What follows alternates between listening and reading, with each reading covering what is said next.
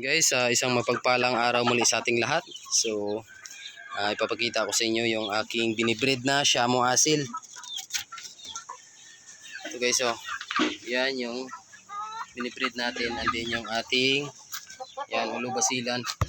So, may 8 na tayong itlog na nilaga.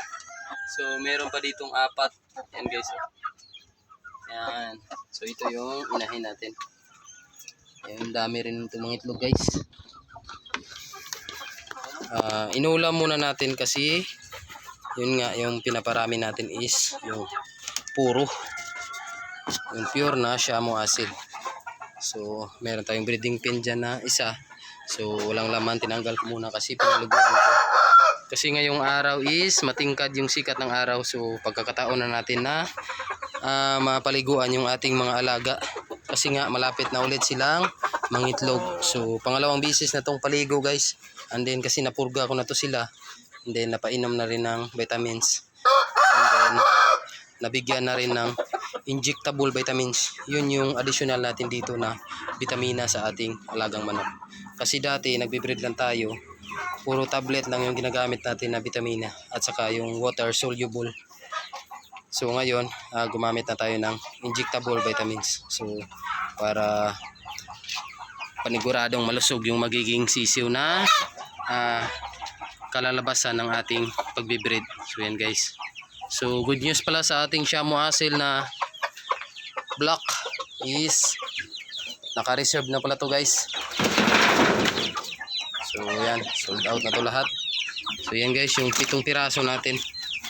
So yan. So ito kasi yung taga-silbing tagapag-alaga nila, yung native na to. So malapit na rin tong mga itlog kasi nag 1 month old na yung ating mga Shamo Asil na to na sisiw. So yan sila sa loob. So nilagyan natin ng palay dito. Yan guys, yan, malaki na yan. So yan guys, ito na yung ating mga pasisiw. So salamat pa lahat, sold out yung ating mga pasisiw na yan guys. So ipapakita ko sa inyo yung inahin niyang mga sisiw na yan guys. So ito, so napaliguan kasi natin to guys. Ayun, so yan, namumula na yung kanyang mukha at okay na yung katawan. Malapit kasi itong mag 3 kilos yung timbang niya. So masyadong malaki yung ating inahin. So sa kanya talaga nagmana yung kulay ng ating mga pasisiw na 7 piraso. Hindi nagmana sa tatay na si Red.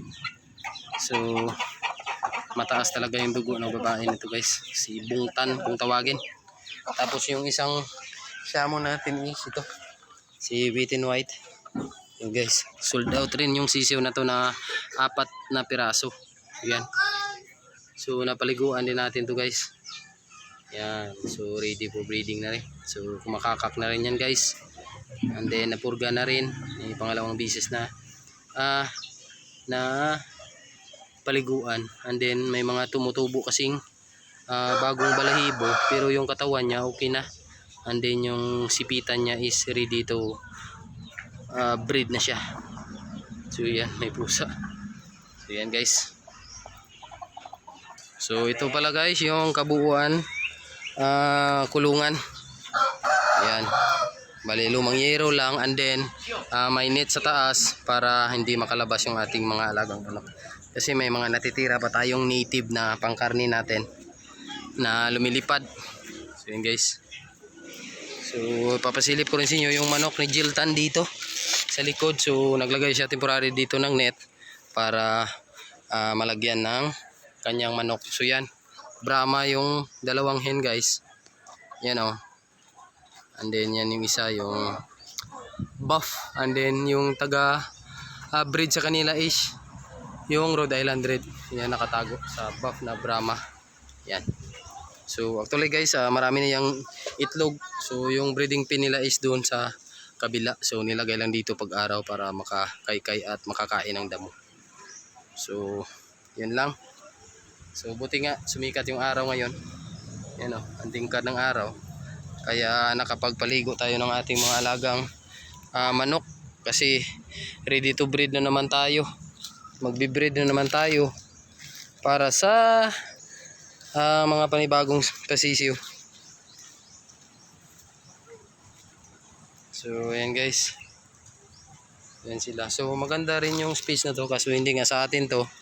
So yan, kaya pwede rin tayo maglagay dito ng manok, kaso hindi permanent. So pag kailangan lang nating makakain sila ng damo, so pwede naman nating ilagay dito. So yun lang guys for today's vlog. Maraming salamat sa patuloy na sumusuporta sa aking munting channel. So yan yung itsura ng ating breeding pen. So puro recycled materials lang yung ginamit natin. So yun lang, at God bless to everyone.